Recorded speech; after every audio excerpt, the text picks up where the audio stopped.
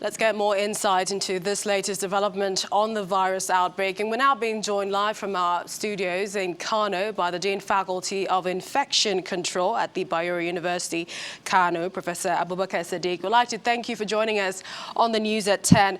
I mean, the WHO didn't want to get to this point, but they did, declaring it a pandemic. What does this mean for Nigeria and the global community? Okay, thank you very much for asking me.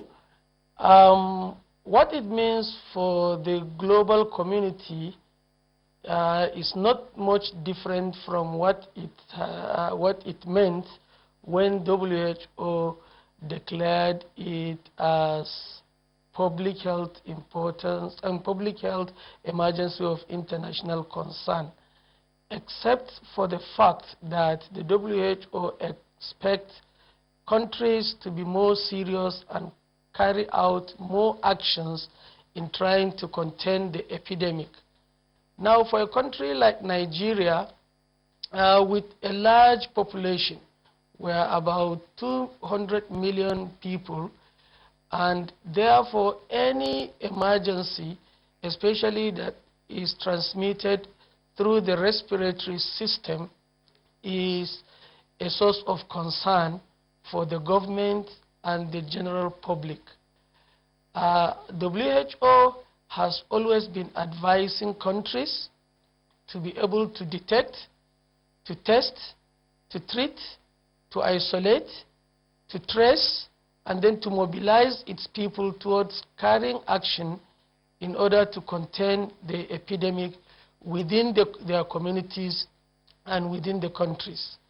So now that WHO has come out to say that it is a pandemic, it is not too different from what it has been earlier, but only that WHO is concerned because of the rapidity with which this disease is spreading, coupled with the severity it is assuming, claiming lives, and then incapacitating many people and disrupting a lot of social activities as well as economic activities across different countries of the world.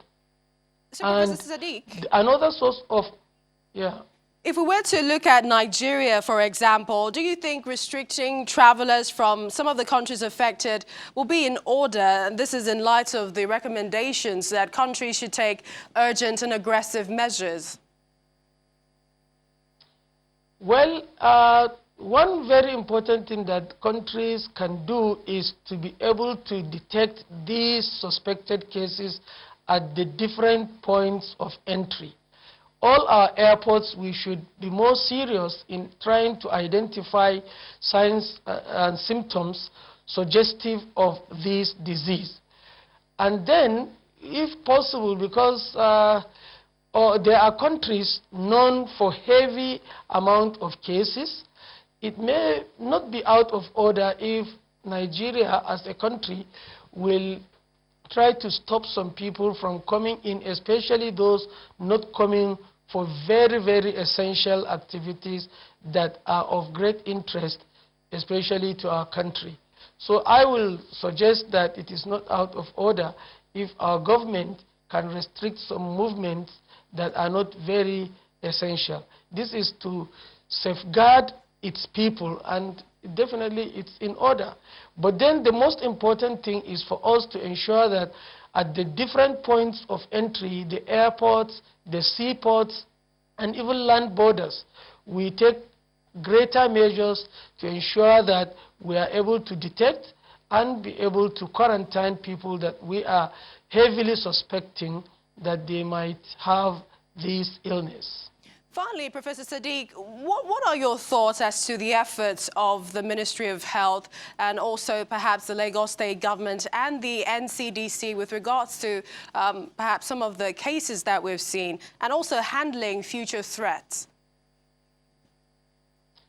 Well, actually, personally, I am of the opinion that we should be more aggressive in our approach, including testing for the viruses, and be able to treat and isolate victims of these illnesses. we have to be more serious, and the number of laboratories across the country is actually not enough for a large population. There is an urgent need for the government to, as a matter of urgency, support the Nigerian Centers for Disease Control to come up with more labs. For example, in the whole of northern Nigeria, apart from the labs in Abuja, the other 19 states in the northern part of the country do not have a single lab for this test. And this does not indicate a serious attempt at containing this scourge. All right, Professor Abubakar Sadiq, we appreciate your analysis. Dean, Faculty of Infection Control at the Bayero University. Thank you for joining us on the News at 10 tonight.